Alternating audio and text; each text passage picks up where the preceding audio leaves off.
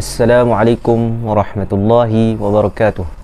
Bismillahirrahmanirrahim. Alhamdulillah wassalatu wassalamu ala sayyidina Rasulillah wa ala alihi wa sahbihi wa man walah wa tabi'a hudah thumma amma ba'd. Allahumma aftah alaina hikmataka wa anshur alaina min khazain rahmatika ya arhamar rahimin. Allahumma shrah lana sudurana wa yassir lana umurana wa hlul 'uqdatam min alsinatina yafqahu aqwalana. نوينا التعلم والتعليم والتذكر والتذكير والنفع والانتفاع والإفادة والاستفادة والحث على التمسك بكتاب الله وسنة نبيه صلى الله عليه وسلم والدعاء إلى الهدى والدلالة على الخير ابتغاء وجه الله ومرضاته وقربه وثوابه آمين اللهم آمين. اللهم أطلق ألسنتنا بتلاوة كتابك العظيم وارزقنا تلاوة صحيحة فصيحة مطابقة للمنقول عن رسول الله صلى الله عليه وسلم من غير زيادة ولا نقصان مع التدبر والتفكر والعمل بمقتضى القرآن العظيم يا رب العالمين. قال الله سبحانه وتعالى أعوذ بالله من الشيطان الرجيم ورتل القرآن ترتيلا وقال النبي صلى الله عليه وسلم خيركم من تعلم القرآن وعلمه. Alhamdulillah, syukur kita kepada Allah Subhanahu Wa Taala kerana diberikan peluang untuk bersama-sama lagi dalam perbincangan kita berkaitan dengan ilmu tajwid. InsyaAllah kita akan teruskan lagi pada siri yang seterusnya, yakni siri yang ke-50. Siri yang ke-50 pada membincangkan risalah Al-Burhan fi Tajwidil Quran karangan Al-Imam Al-Syekh Muhammad Shadiq Qamhawi rahimahullahu ta'ala, iaitu pada pembincangan Al-Mutaba'idan. قال المصنف رحمه الله تعالى ونفعنا به وبعلومه وبعلوم مشايخه ومشايخنا في الدارين آمين. الرابع المتباعدا. Okey, tajuk yang seterusnya ialah Al-Mutaba'idan. Selepas kita membincangkan 4 perbincangan berkaitan pertemuan dua huruf. Yang pertama Al-Mithlan, kita telah bincangkan. Kemudian Al-Mutaqariban, kita telah bincangkan. Kemudian Al-Mutajanisan, kita telah bincangkan. Sekarang kita akan membincangkan tajuk pecahan yang seterusnya, iaitu Al-Mutaba'idan. Wa humal harfani alladhani taba'ada makhrajan wa ikhtalafa sifatan. Iaitu pertemuan dua huruf yang jauhnya pada makhraj, maksudnya berbezalah makhrajnya tu. Wa ikhtalafa sifatan, dan juga berbeza pada sifat. Wa hukmuhu al-izhar, dan hukum mutaba'idan ialah izhar. Maksudnya kesemua qurra membaca dengan izhar, tidak ada seorang pun yang membaca dengan idgham. Pecahan mutaba'idan ni sama seperti pecahan-pecahan sebelum ni, terbahagi kepada 3, iaitu saghiran, kabiran, mutlaqan. Qala al-musannif saghiran katta'i wal 'ain nahwu qawlihi tuliyat 'alaihim. Dekat sini saghiran, iaitu huruf yang pertama sukun, huruf yang kedua berbaris. Dekat sini dia bagi contoh tak bertemu dengan ain. Okey, memang out confirm hukum dia izhar. Jadi tidak ada perlu perbincangan dekat sini. Yang seterusnya au kabiran kal kafi wal ha'i min qawlihi ta'ala fakihun. Okey, kalau kabir seperti mana yang sebelum ni, pertemuan dua huruf antara dua huruf yang berbaris. Huruf yang pertama berbaris, huruf yang kedua pun berbaris. Okey, dekat sini antara kaf dan ha, fakihun. Okey, sama juga baca dengan izhar. Yang seterusnya au mutlaqa. Mutlaq ni maksudnya yang pertama berbaris, yang kedua sukun. Kal ha'i wal qaf fi qawlihi ta'ala wa huwal haqq. Okey, ha itu dan juga qaf. Okey, macam kita nak bayang ha dengan qaf, yang ni ha berbaris, qaf sukun. Okey, kita kena pecahkan. Sebab dekat situ haqq, qaf tu ada syaddah, yang ni ada dua qaf. Qaf yang pertama sukun, qaf yang kedua berbaris. Jadi qaf yang sukun tu lah bertemu dengan hak. Okey, jadi tidak ada perbincangan yang banyak dekat sini kerana sememangnya hukum dia secara mutlak pada mutaba'idan adalah izhar sahaja. Okey. Wa qad 'alimta anna hadzal qisma, dan telah engkau ketahui pada pecahan ini, yakni pada mutabaidan ni lah, la dakhala lahu huna, tidak ada perbincangan padanya. Innama dzukira, sungguhnya bab ini disebut sebab apa? Tatmiman lil aqsam, untuk menyempurnakan pecahan. Untuk menyempurna, mungkin maksudnya 3 tak cukup, bagi 4 ke, macam itulah. Jadilah dia pecahan keempat. Orang panggil, kalau bahasa mudah dia, penuh korum. Bagi penuh korum. Ataupun orang panggil penuhkan kuota. Baik. Jadi dia, kalau kita tak baca pun tak ada masalah. Okay, qala musannif qa'idah fil farqi bainal mutaqaribaini wal mutabaidain. Perbezaan antara mutaqaribain dan mutabaidain. Fa kullu harfaini iltaqaya imma an yakuna min udwain aw udwin wahid. Okey. Dan setiap huruf yang bertemu sama ada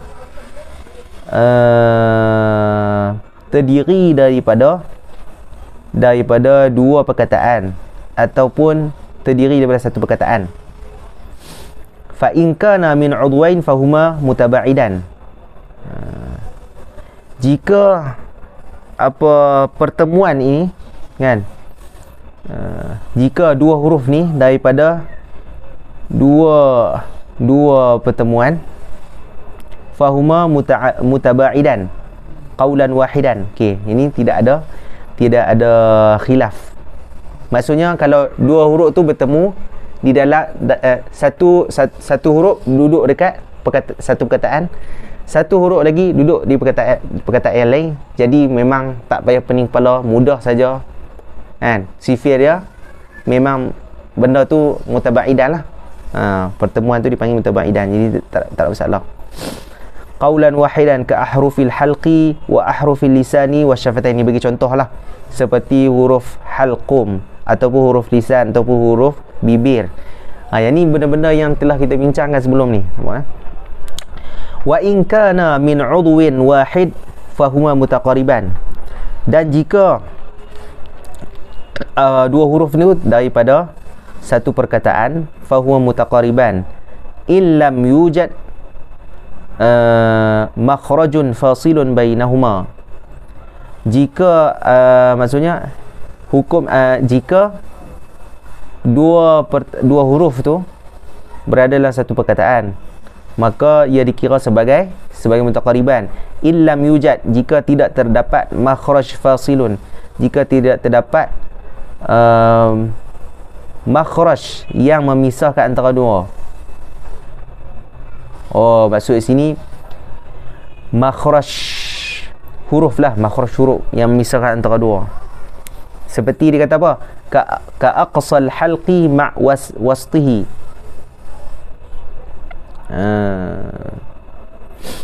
Okey. Maksudnya apa? Kalau mutaqariban macam tadilah, macam kita sebut tadi ya. Maksudnya makhraj dia dekat. Okey. Dia contoh kita kata dia duduk dalam satu kategori. Kategori dia apa dia? Lisan. Contoh lisan. Okey, kita bagi contoh. Macam tadi lam dan ra. Okey, lam dan ra. Okey, lam dan ra dia lisan. Dia lisan. Tapi adakah dia berada pada kedudukan yang sama pada makhraj? Tak. Lam di ke depan sikit, ra di ke dalam sikit, tapi depa masih lagi apa? Dalam makhraj lisan. Jadi bila lam di depan, ra ke belakang sikit, maksudnya mereka berdekatan dalam satu kategori tapi berdekatan, bukan sama. Maka kita panggil mutaqariban. Boleh mutaqariban. Baik. Wa illa, dan jika tidak ada langsung benda-benda yang disebut oleh musannif ni, fa mutabaidan ka aqsahu ma'a adnah.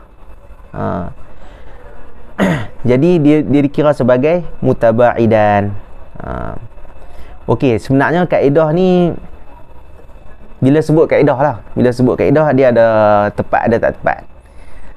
Yang paling patutnya kita ikut kaedah ialah apa? Seperti mana contoh-contoh yang disebutkan sebelum-sebelum ni. Yang tu dah cukup elok dah untuk kita apa? Untuk kita ikuti. Ni cuma kaedah ni dia sebut secara sekali lalu, tapi tak semua dia sebut ni. Jadi ada kekurangan sikit pada kaedah ni. Jadi kalau kita tak ikut kaedah ni pun tak apa, tak ada masalah. Yang penting apa? Yang penting contoh-contoh yang diberikan oleh musannif, oleh pengarang pada setiap hukum ni sudah cukup bagi kita, menjadikan pegangan pada kita untuk mengenal apa? Hukum mithlan, mutaqariban dan mutajanisan. Okey. Wa ilaika dalilu hadzal babi minat tuhfah. Okey, jadi musannif sebelum dia nak tutup bab ni, dia datangkan dalil-dalil daripada Tuhfatul Atfal karangan Al-Imam Jamzuri. Qala al-musannif rahimahullah ta'ala, in fi sifati wal makharij ittafaq harfani fal mithlani fihima ahaq. Okey, jika sesuatu pertemuan yang mana pertemuan tu bertemunya dua huruf yang sama pada sifat dan sama pada makhraj, maka dipanggil hukum apa? Mithlan. Buat dipanggil hukum mithlan. Dia sebenarnya bahasa je bila dia sebut, dia kata sama makhraj, sama sifat, sebenarnya sama huruf sebenarnya. Tapi orang panggil nak mencantikkan bahasa. Buat sebenarnya kalau dia sebut sama huruf, selesai dah. Kita tahu dah itu mithlan. Nampak wa in yakuna makhrajan taqaraba wa fi sifat ikhtalafa yulaqaba mutqaribain. Okey, dan jika makhraj itu hampir sama, yakni dua huruf yang bertemu, yang mana dua huruf tu hampir sama makhraj dia, tapi berbeza pada sifat. Berbeza pada sifat.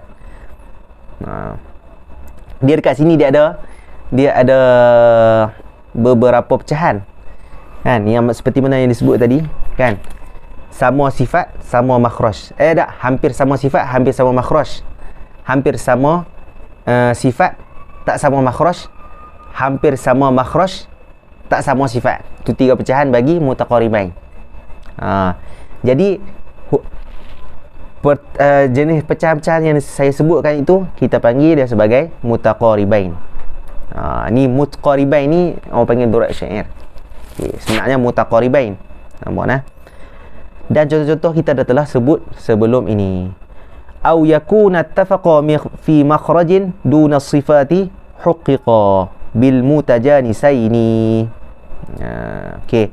Dan jika sepakat pada makhraj tapi berbeza pada sifat, maka dipanggil sebagai mutajanisain. Lepas tu dia kata apa? Thumma insakan awwalu kullin fas-saghira samiyan. Dan jika dalam dua pertemuan tu huruf yang pertama sukun, jadi kita panggil dia saghir. Maksudnya huruf yang pertama sukun, huruf yang kedua berbaris, kita panggil saghir. Jadi semua hukum-hukum yang boleh dibaca di sisi Al-Imam Hafs ni, semuanya dalam kategori saghir.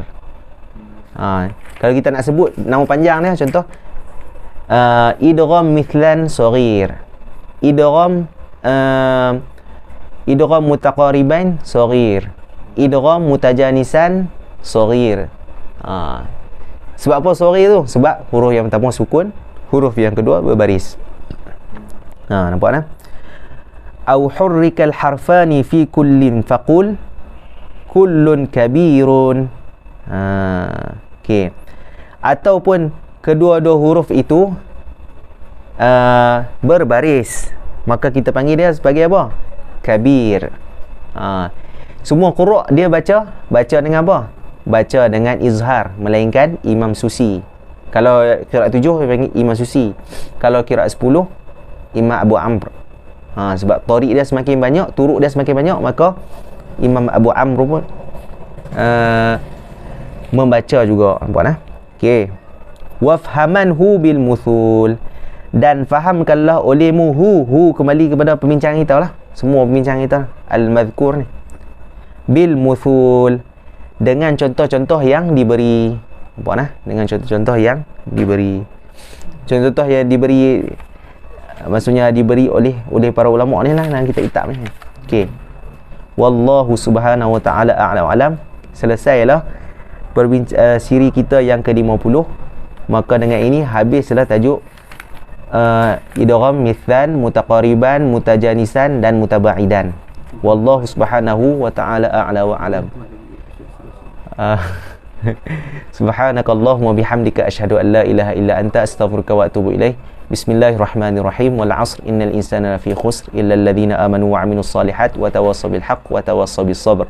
Assalamualaikum warahmatullahi wabarakatuh.